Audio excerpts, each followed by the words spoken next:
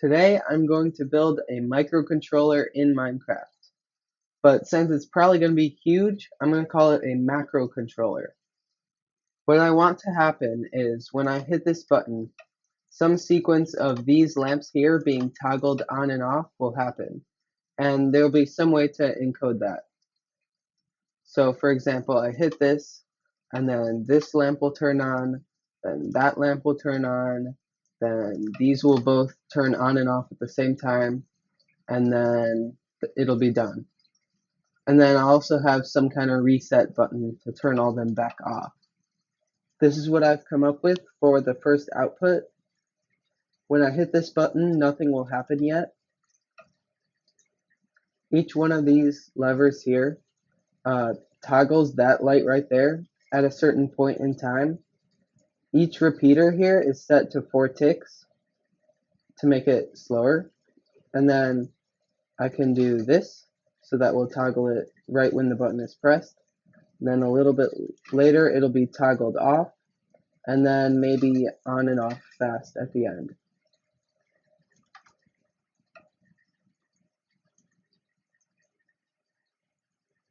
So there it is in action. I'm going to copy this all the way to the top now. I stacked everything up. One issue I had, these redstone torches here were bud powering the pistons below them. So I just added a whole bunch of glass blocks and redstone dust, but that did make it 1 block longer. So here we can just do like a sequential lighting from the bottom to the top.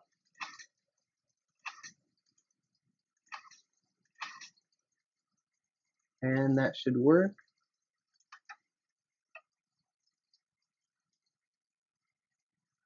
So you can also see all these copper bulbs back here have been turned on. So to reset it, I think I'll just have like a repeater there,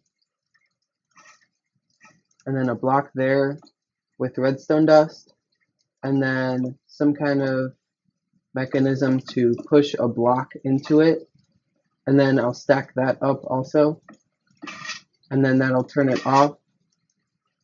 And if it's already off, it won't do anything because it's already off. I fit in this circuit here with pistons and note blocks. So if I turn on a couple of these copper bulbs,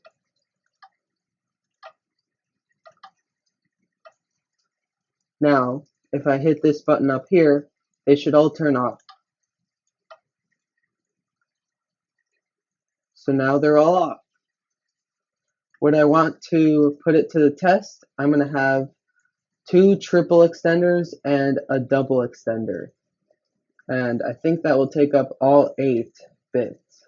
I wired up a triple piston extender here with the top 3, a triple piston extender here with the bottom 3, and then this double piston extender here with the middle 2. So I'll turn those all on, and you can see it extended there.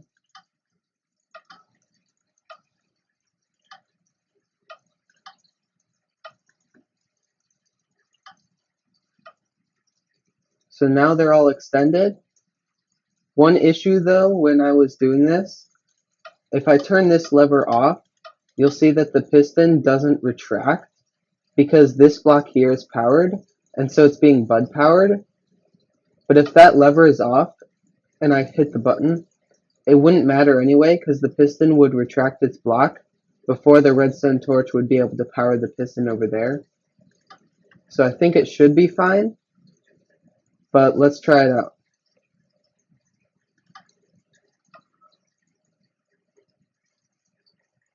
So that whole sequence that you just saw is all encoded in these levers here. I added lamps to all these levers here, and then I also expanded it out, and I gave it a blue background there. And then I also attached this 8 piston extender. One other thing I had to do is put repeaters here, and then adjust those timings on these repeaters in this row so that it accounts for this delay by removing 1 tick of delay there and adding 1 there. I expanded the memory from 16 bytes to 24 bytes. And then I also added this circuit here that toggles all of them sequentially from the bottom to the top. And then all of that hooks up to this button here, and that will turn them on. And then this over here is all the sequence to retract an 8-piston extender. And this is a very intuitive way of looking at a piston retraction.